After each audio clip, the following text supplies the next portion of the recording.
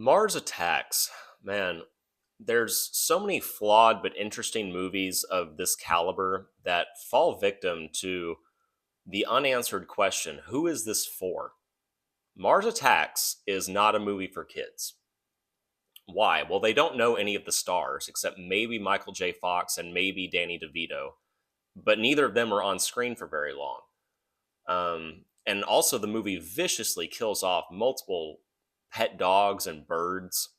It's just not very kid oriented, but neither is the movie very adult oriented because it's got these cartoonishly designed Martians and it has an unwillingness to dive too in depth into any one character's motivations or psychology.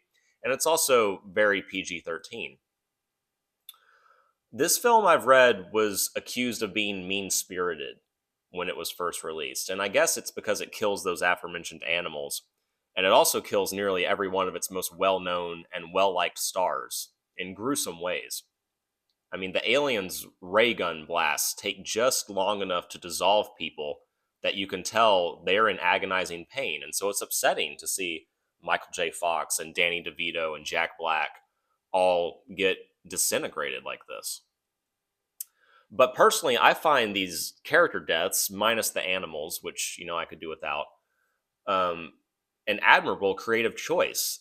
It reminds me of a episode of Blank Check, I think, where they're talking about George Clooney's death in Gravity. And they sort of criticize it. I think it's the guest speaker in this episode who's criticizing it because the death is so stoic. George Clooney is sort of just like, well, if I gotta go, I gotta go. Godspeed, Sandra Bullock.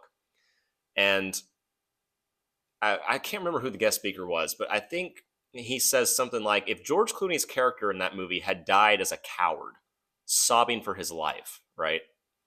It would have shocked the audience and it would have pulled them that much deeper into the dreadful atmosphere of the movie. And in Mars Attacks, something like this happens. Almost everybody dies begging or bargaining for their lives, and it's uncomfortable because we're not used to seeing movie stars play weak. It's uncomfortable, but that's why it's effective. And I think really nobody liked how anti-American alien movie this American-made alien movie is.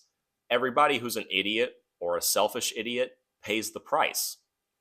I think Annette Bening's character is really the only one who welcomes the aliens with open arms, but then is still allowed to live. And that's only because she reverses her stance so quickly after the first attack, whereas all the other characters do not. The Danny Elfman score in this movie, though, for once, no good, in my opinion. It's too loud, it's too annoying. And yes, the special effects are lamentable because this movie was made in that depressing era where people thought computer effects had quote unquote arrived, but really the technology still needed time to mature. So one really kind of wishes for the charm of aliens created by a combination of men in suits and puppetry. There's something not quite Tim Burton-y enough about this whole movie, and as tired a complaint as it is, I think the CGI action is partially to blame. Jack Nicholson plays dual roles for no apparent reason. The casino guy's subplot goes nowhere, and it smacks of some like head trip idea that Jack had that no one wanted to say no to.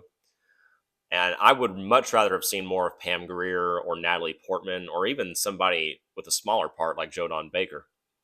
But still, what's great about this movie is that it's just like it's a troll of a movie.